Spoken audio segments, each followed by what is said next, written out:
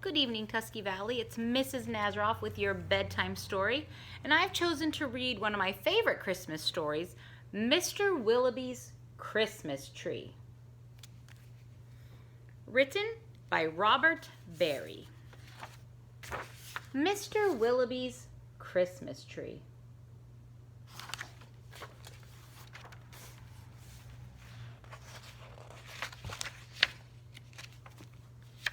Mr. Willowby's Christmas tree came by special delivery. Full and fresh and glistening green, the biggest tree he had ever seen.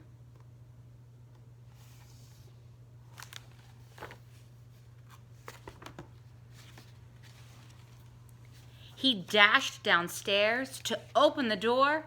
This was the moment he'd waited for. "A magnificent tree, splendid!" he cried. "Please, sir, won't you carry it right inside? I think it might look best this year, right in the parlor corner here."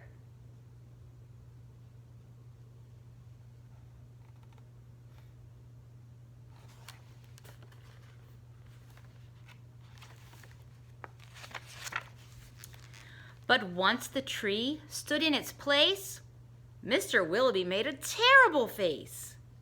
The tree touched the ceiling, then bent like a bow.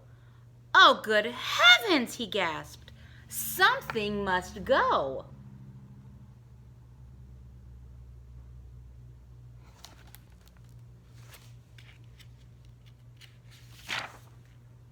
Baxter, the butler, was called on in haste to chop off the top, though it seemed quite a waste. "That's great!" Mr. Willowby cried with glee. "Now we can start to trim my tree." When the trimming was well underway, the top was placed on a silver tray. Baxter said, "I know just who'd be delighted with this Christmas tree." So it was presented to Miss Adelaide, Mr. Willowby's upstairs maid.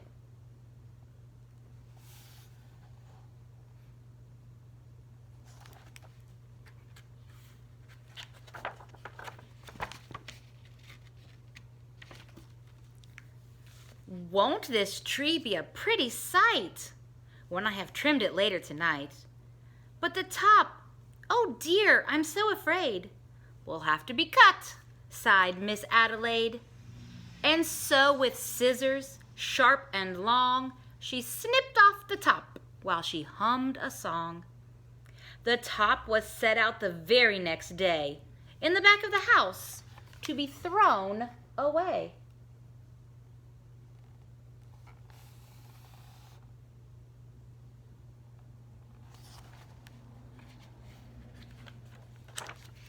That little treetop caught the eye of Tim, the gardener, passing by.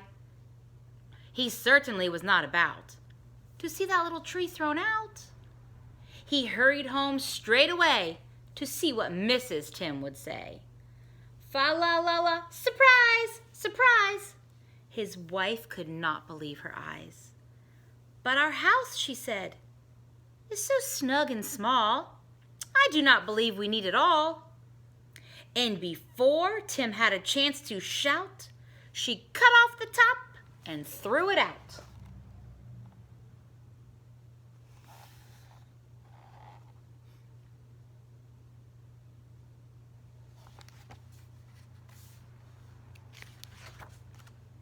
Barnaby Bear was padding by. It almost hit him in the eye. Now, who would throw a tree away so very close to Christmas Day? "I'll take it home, that's what I'll do. Look, Mama Bear, I've a present for you."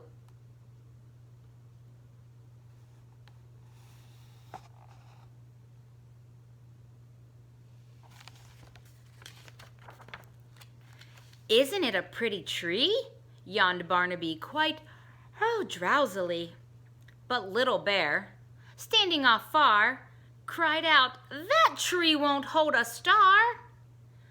Barnaby said, "Let's cut a hunk off of the bottom here at the trunk." But Mama Bear just shook her head and sliced the treetop off instead.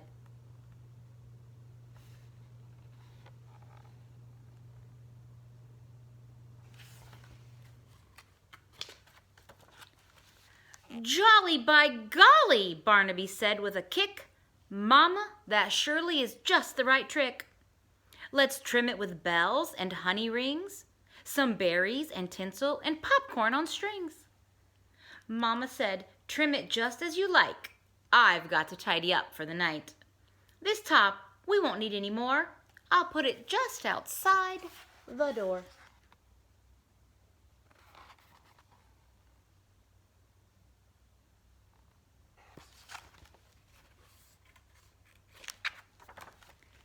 Later on that frosty night, Frisky Fox came into sight. He spied the treetop, rubbed his chin, opened his sack, and stuffed the top right in.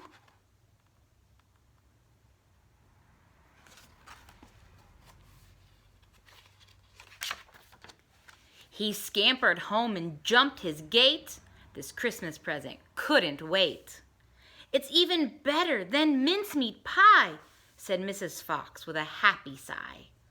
Then the foxes saw that their Christmas prize was just a wee bit oversize. "There, my dears, don't you worry. I'll fix this top now in a hurry."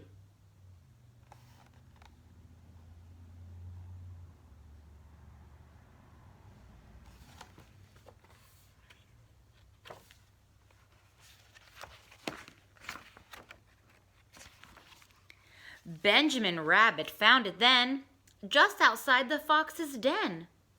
"It seems," he thought, "most certainly Santa left that for my family." "Look," he cried, "see the tree I found?" With that he called his family round. Then there was a merry-making, rollicking, frolicking, carrot-shaking celebration around the tree. All were as happy as rabbits can be.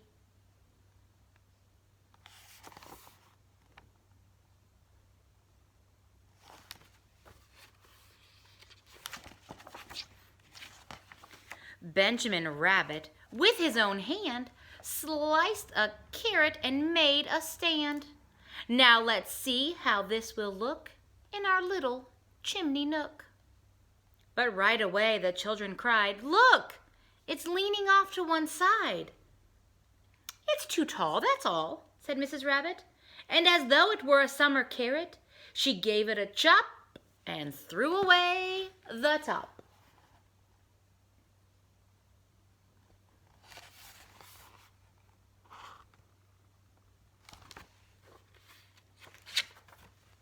Then Mistletoe Mouse just happened to see that tiny tip of a Christmas tree. He pulled it through the snow and ice. Up some stairs he fell down twice. At last he reached his cozy house. "It's just the right size," said Mrs. Mouse. Then at the top, if you please, they put a star made out of cheese.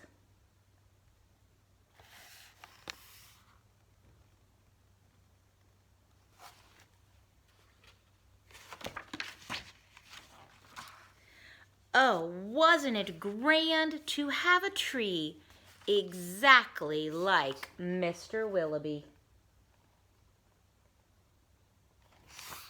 Mr. Willowby's Christmas tree. Have a Merry Christmas, everyone!